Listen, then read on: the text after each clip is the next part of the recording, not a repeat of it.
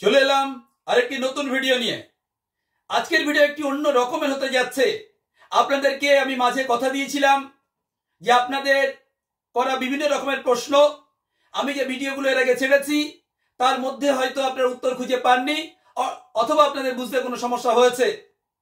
তাই আজ চলে এলাম সেই প্রশ্ন উত্তর পর্বে। একে একে আপনার রাজ্যের বিভিন্ন জেলা থেকে বা রাজ্যের বাইরে থেকেও যারা 2002 সালে পশ্চিমবঙ্গের কোনো না কোথাও ভোটার ছিলেন এবং তার সাথে তাদের লিঙ্ক বা যোগ আছে, তারাও বাইরে থেকে আমাকে প্রশ্ন করেছেন। আজ চলে আসবো আপনাদের সেই প্রশ্ন উত্তর পর্ব নিয়ে। আমি চলে আসি এক এক করে প্রশ্ন নিয়ে। প্রথম প্রশ্ন একজন করেছেন, আমার বিএলও দাদু দিদার নাম বসাতে দেয়নি, আমি মুর্শিদাবাদ থেকে বলছি। এটা সত্যি একজন বিএলও হিসাবে এই উত্তর দেয়া আমার পার্টির কেউ এই প্রশ্ন করবেন না। তার কারণ আমি কেবলমাত্র বিএলও অ্যাপে যে রিলেশন বা লিঙ্কেজের কথা বলা হয়েছে তার বাইরে আমরা কেউ যেতে পারিনি, কিন্তু তার মধ্যে পরিষ্কার দাদু এবং দিদার নাম আছে। যদিও শুরুতে আমাদের বাবা মা ঠাকুরদা ঠাকমা নিজে তো বটেই এই চারটি অপশনের উপর বেশি জোর দেওয়ার কথা বলা হয়েছিল। গ্র্যান্ডফাদার এবং গ্র্যান্ডমাদার এটা নিয়েই যাবতীয় প্রশ্ন যে ওটা মায়ের দিক থেকেও কি প্রযোজ্য। শুরুতে নির্বাচন কমিশনের যারা দায়িত্বপ্রাপ্ত ছিলেন তারা বিষয়টা নিয়ে একটু ধীরে চলেছেন, পরের দিকে আমাদেরকে বিষয়টা একদম খোলসা করেছেন। অর্থাৎ বাবা মা তো বটেই, গ্র্যান্ডফাদার সেটা বাবার দিক থেকে হতে পারে, মায়ের দিক থেকে হতে পারে, এবং গ্র্যান্ডমাদার একই রকম ভাবে বাবার দিক থেকে মায়ের দিক থেকে। অর্থাৎ ঠাকুরদা ঠাকমা যেমন তেমনি দাদু দিদিমাও সমানভাবে লিঙ্কেজে আসতে পারবেন। এখন যিনি বলছেন যে বিএলওর উপর দোষারোপ করেছেন, সরাসরি বলবো, তাই আপনি এখন বিএলওর কাছে যান। নিশ্চিতভাবে আপনি হয়তো অনেক আগে প্রশ্ন করেছেন, যখন এটা নিয়ে একটু দ্বিধাদ্বন্দ্বের মধ্যে ছিল শুরুতেই হয়তো বলেছেন, এখন বলবেন, নিশ্চয়ই বিএলও আপনাকে সঠিক পরামর্শ দেবেন। চলে আসি পরের প্রশ্নে। আরেকজনের প্রশ্ন, মামার ডকুমেন্ট দিয়ে কি ফর্ম ফিল আপ করা যাবে? আমি কিন্তু উত্তর আমার ভিডিওতে এর আগেই দিয়েছি, তবুও বলছি, এই যে রিলেশন বা সম্পর্কের কথা বললাম তার মধ্যে এই সম্পর্কের বাইরে আছেন যেগুলো পরবর্তীতে আসার জন্য একটা বড় প্রশ্ন চিহ্ন আছে। বিভিন্ন মিডিয়াতে আপনারা দেখেছেন, কিন্তু বিএলও হিসেবে নির্বাচন কমিশনের পক্ষ থেকে আমাদের কাছে এখনো পর্যন্ত এই ধরনের কোনো তথ্য নেই। অর্থাৎ কাকা, মামা, মাসি, পিসি এই চারটে নিয়ে অনেকে যে কথা বলছেন তাদেরকে লিঙ্কেজে আনার জন্য এখনো পর্যন্ত আমাদের মোবাইল অ্যাপে সেরকম কোনো লিঙ্কেজ দেওয়া হয়নি, বা কমিশনের পক্ষ থেকেও আমাদেরকে এদেরকে নেয়ার কথা বলা হয়নি। আগামীতে যদি আসে নিশ্চিতভাবে তার ভিডিও নিয়ে আপনাদের সামনে আসবো। পরের প্রশ্ন, 1998 সালের জমির দলিল আছে, সেটাই হবে কি? অর্থাৎ তিনি ভেবেই নিয়েছেন যে নাকি হিয়ারিং এ ডাকা হবে, অর্থাৎ তিনি নিচের অংশটি পূরণ করতে পারেননি, কাউকে লিঙ্কেজ দেখাতে পারেননি। ডকুমেন্ট হিসেবে তার কাছে একমাত্র দলিল আছে। এটা নিয়েও আমার একটু বলার, আধিকারিকদের সাথে আমাদের কথা হয়েছে, তারা এই দলিল নিয়ে পরিষ্কার কিছু বলতে চাননি। তাদের কথা হলো আগামীতে, অর্থাৎ যেটা 9 তারিখে খসড়া তালিকা প্রকাশ হওয়ার কথা ছিল, এক সপ্তাহ বেড়ে সেটা 16 তারিখে প্রকাশিত হবে। তার আগেই কমিশনের পক্ষ থেকে যাদেরকে হিয়ারিং এ ডাকা হবে সেই হিয়ারিং এর সময় তারা কি কি ডকুমেন্ট দেবেন তার একটা পরিচ্ছন্ন চিত্র বা ছবি আমাদের মাধ্যমে বা মিডিয়ার মাধ্যমে, আমাদের মাধ্যমে তো দেবেনই, সেই তালিকা নিশ্চয়ই আমাদের হাতে তুলে দেওয়া হবে। পরবর্তীতে যদি আসে তার মধ্যে দলিল, নিশ্চিতভাবে সেটা আপনাকে বলে দেওয়া হবে। তাই যাদের কেবলমাত্র দলিল আছে তাদেরকে আমাদের একটু বলার বা আমাদের বলার যে আপনি একটু ধীরে চলুন, ডকুমেন্টটা রেডি রাখুন। নিশ্চয়ই একটা পজিটিভ কোনো কিছু কমিশনের পক্ষ থেকে যাবতীয় ভাবনা, কিন্তু একজন প্রকৃত ভারতীয়র মিনিমাম ডকুমেন্ট থাকলে তাকে সুযোগ পাইয়ে দেওয়ার পদ্ধতি নিয়েই কিন্তু আলোচনা হবে এবং কোন ভারতীয় একদম ন্যায্য ভারতীয় তার ক্ষেত্রে হিয়ারিং এ যেন কোনো সমস্যার মধ্যে পড়তে না হয়, কমিশনের যারা দায়িত্বে আছেন তারা সেটি দেখবেন এবং সেগুলি আমাদের সাথে বারে বারে বলেছেন যে আমরাও তো চাই একজন ভারতীয় যেন এই সমস্যার মধ্যে তার ডকুমেন্টের অভাবে যেন তিনি এই সমস্যার মধ্যে না পড়েন। তাই সেটা আপনাদের দিকটা নিশ্চিতভাবে পজিটিভ ভাবেই নির্বাচন কমিশন ভাবছে। চলে আসি পরের প্রশ্নে।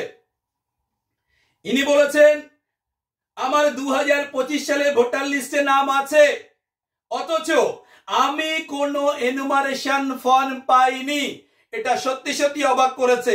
শুরুতেই অবাক লেগেছিল আমার, কারণ আমার পার্টের ভোটার বলেছি 1113, প্রত্যেক ভোটারকেই আমি ফর্ম দিয়েছি। নিশ্চিতভাবে আমার আশপাশে যে বুথগুলো আছে, আমরা একাধিক শিক্ষক এই বিএলওর কাজে নিযুক্ত হয়েছি, আমরাও এক জায়গায় বসি, আমাদের মধ্যে আলোচনা হয়, আমরা পাইনি। কিন্তু সংবাদ আমাদের এসছে একটা দুটো ক্ষেত্রে তারা ফর্ম পাননি, কিন্তু সাথে সাথে তারা বিএলও কে জানিয়েছেন, বিএলও এইআরও কে জানিয়েছেন।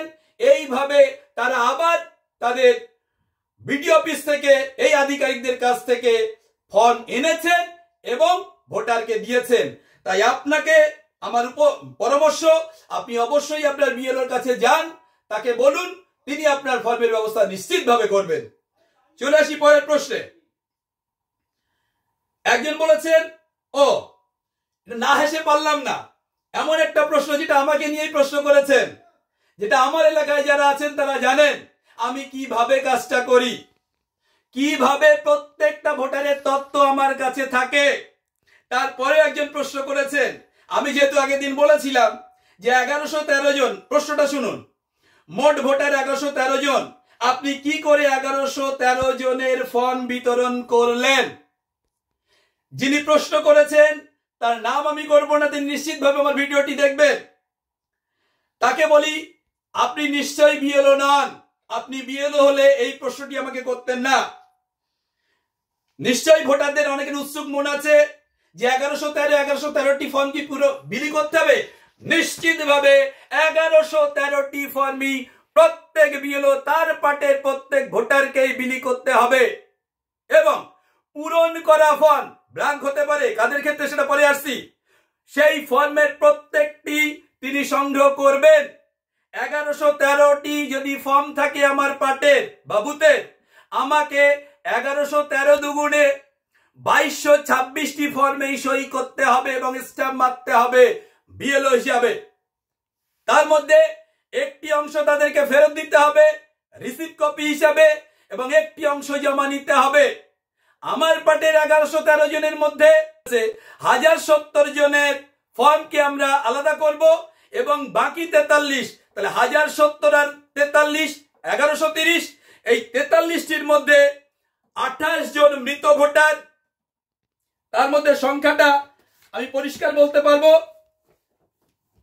একটু বলে নিই।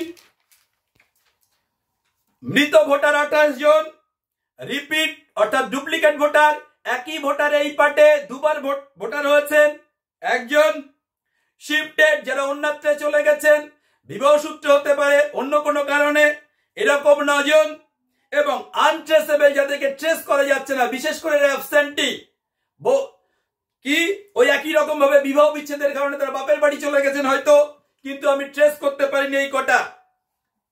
কিভাবে? সেগুলোকে আমরা আনট্রেসেবলের মধ্যে ফেলেছি 5টি, তাহলে 28টি মৃত, রিপিট 1টি, শিফটেড 9টি এবং আনট্রেসেবল 5টি, মোট 43। এই 43 জনের ফর্ম অনেকে ভাবছেন এনাদের ফর্ম আমাদেরকে দিতে হবে না, নিতে হবে না। না, এই ভাবনাটা একদমই ভুল, এই ভাবনাটি ভুল। তাহলে কি করতে হবে? এই সবকটি ভোটার, সবকটি ফর্মই আপনাকে কি করতে হবে? তুলতে হবে এবং তার একটি অংশ আপনার রাখতে হবে এবং একটি অংশ তাদেরকে দিয়ে দিতে হবে। তাই 1113টি ফর্মের কথা আমি বলেছি। এরপর চলে আসব পরের প্রশ্নে। কি সেটা না, পরের প্রশ্নের ক্ষেত্রে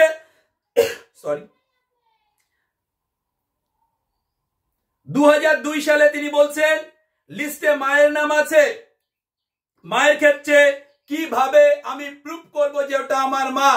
এর আগে আমি বলেছি, তবুও সেটা বলার চেষ্টা করছি।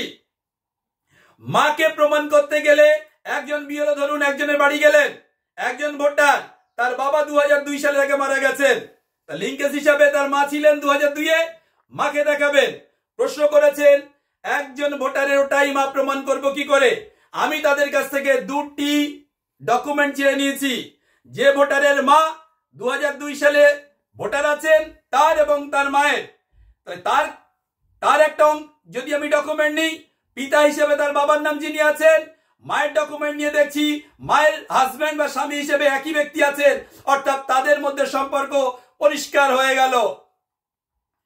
মাদার সন বা মাদার ডটার, অর্থাৎ মা কন্যা বা মা পুত্র। নিশ্চয়ই বোঝাতে পারলাম। চলে আসি পরের প্রশ্নে। পরের প্রশ্ন কি? একজন বলেছেন যে আমি অনলাইনে ফর্ম সাবমিট করার পর কি অফলাইনেও তা পূরণ করতে হবে বা জমা দিতে হবে? আমার উত্তর নিশ্চয়ই না। আপনি যে কোনো এক রকম ভাবেই ফর্ম ফিল আপ করুন, সে অফলাইনে হতে পারে, অনলাইনে হতে পারে, তবে সমস্ত ফর্মটি বিএলও অ্যাপ্রুভ করবেন বা সাবমিট করবেন বা ছাড়পত্র দেবেন, তবেই সেটি কিন্তু নির্বাচন কমিশনের দপ্তরে যাবে। আমি এর আগেও বলেছিলাম, আমাদেরই বিদ্যালয়ে একজন শিক্ষক তিনি প্রশ্ন করেছিলেন যে আমরা যে অনলাইনে করলাম আর আমিও একটা বিএলও অ্যাপের মাধ্যমে ফর্ম পূরণ পদ্ধতি দেখিয়েছিলাম, ওনার প্রশ্ন ছিল দুটো তো পদ্ধতি একই, তাহলে আমার ফর্মটি যেভাবে পূরণ করলাম আপনারাও একই রকম ভাবে পূরণ করছেন, তাহলে আমার ফর্ম কি সরাসরি নির্বাচন কমিশনের দপ্তরে যাচ্ছে? উত্তর না। আমি তখন বলেছিলাম নিশ্চয়ই আপডেট আসবে, তখন আপডেট ছিল না। পরবর্তীতে আমাদের যখন মোবাইলে আসছে আমরা দেখতে পাচ্ছি যারা অনলাইনে ফর্ম পূরণ করেছেন তাদের ক্ষেত্রে পুরো আলাদা ভাবে আমাদের বিএলও অ্যাপে সংরক্ষিত হয়েছে, এবং সেটাকে আমরা যাচাই করে যখন প্রত্যেকটা দেখে দেখে সাবমিট করেছি, তবেই সেটা নির্বাচন কমিশনের দপ্তরে পৌঁছেছে, নতুবা না। নিশ্চয়ই বোঝাতে পারলাম। তাই কেউ আবার বলছেন স্যার আমি দুরকম ভাবে পূরণ করে ফেলেছি, অফলাইনেও দিয়েছি অনলাইনেও, কিন্তু আমাদের এই অ্যাপে একটি ফর্মই আসবে, একই জনের দুটি ফর্ম আসার সম্ভাবনা একেবারে শূন্য, আসবেই না। তাই যে অফলাইনে করুন অনলাইনে করুন, মোবাইলে যেটা আসছে সেটাই আমরা সাথে সাথে কি করেছি, সাবমিট করেছি, তার ডকুমেন্টগুলো ভেরিফিকেশনের মাধ্যমে নির্বাচন কমিশনে সেটা জমা হয়েছে। যাই হোক, আপনাদের একাধিক প্রশ্নের উত্তর আমি দেওয়ার চেষ্টা করলাম। আগামীতে যদি আরো কোনো প্রশ্ন থেকে থাকে, আজ যতদূর দেখলাম লাস্ট বোধহয় এই প্রশ্নটি, এর পরবর্তীতে যদি আরো আপনাদের কোনো প্রশ্ন থেকে থাকে নিশ্চিতভাবে তার উত্তর দেওয়ার জন্য আবারও আমি আপনাদের সামনে হাজির হব। ভালো থাকবেন, সুস্থ থাকবেন, ধন্যবাদ সকলকে।